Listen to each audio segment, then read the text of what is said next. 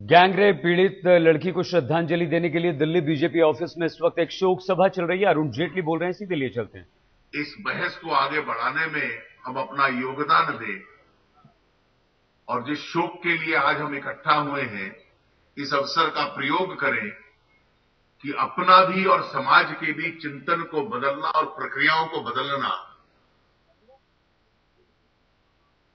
इस प्रक्रिया को और तेजी से हम लोग आगे बढ़ा पाए तो शायद आज के इस अवसर का इतना सीमित मात्र एक दिशा हम लोगों को मिल पाएगी। आप सबका बहुत बहुत आभार। हृदय की गहराई से भारतीय जनता पार्टी का एक एक कार्यकर्ता आदरणीय अरुण जी का धन्यवाद करता है।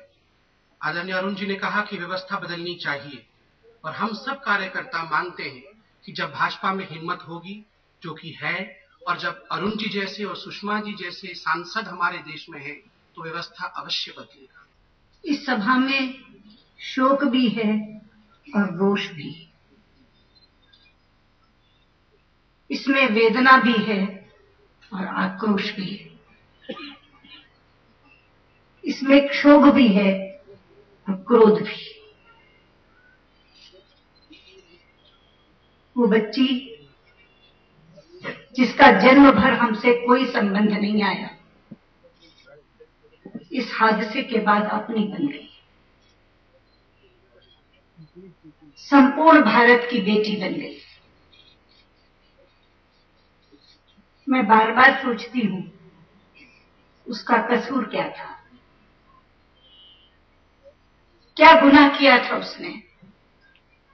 किसकी सजा मिली उसे? विश्लेषण करके एक ही चीज पाती हूं, एक ही गुनाह था उसका।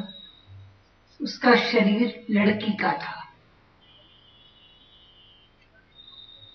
वो लड़की के रूप में पैदा हुई थी, इसीलिए दरिंदों की हवस का शिकार हो गई और एक ऐसे शहर में आ गई जहां गुंडों को पुलिस का खौफ नहीं है।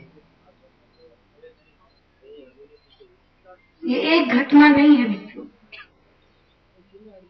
आए दिन ये घटनाएं होती हैं। मैं मान सकती हूं कि चाइल्ड अब्यूज की घटनाएं घर के अंदर घटती हैं, जानकारों द्वारा घटती हैं, इसलिए पुलिस पल्ला झाड़ सकती है और कह सकती है कि हम हर घर में ताक झांक थोड़ी करेंगे। कोई केस आएगा तभी कार्रवाई होगी। लेकिन चलती कार में अपहरण करके बच्ची को उठा लेना,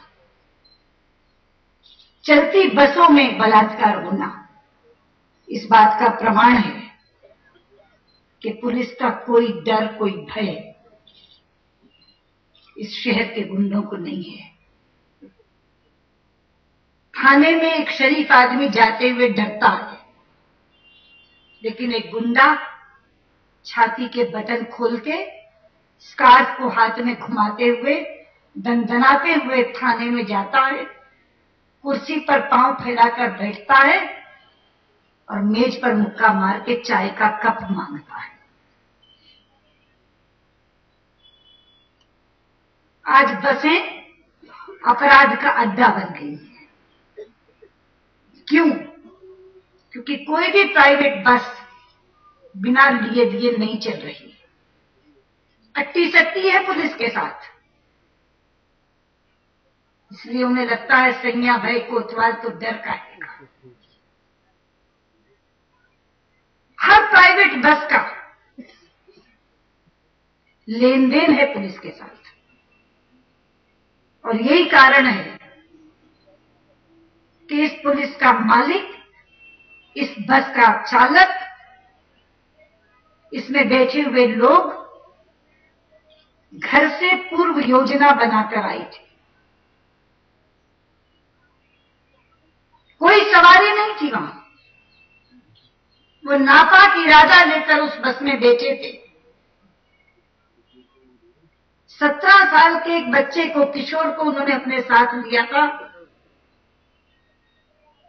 जिसने सबसे भयंकर काम किया कि नीचे खड़ी उस बच्ची को कहा, दीदी हाँ, ये आपको कहाँ जाना है? कि द्वारिका, ये बस द्वारिका ही जा रही है। आप बैठिए, जिसे एंटाइज करना कहते हैं। लोकसभा में नेता विपक्ष बीजेपी के नेता सुषमा स्वराज बीजेपी की इस शोक सभा में उस लड़की को श्रद्धांजलि देने के बाद व्यवस्था पर सवाल उठा रही हैं।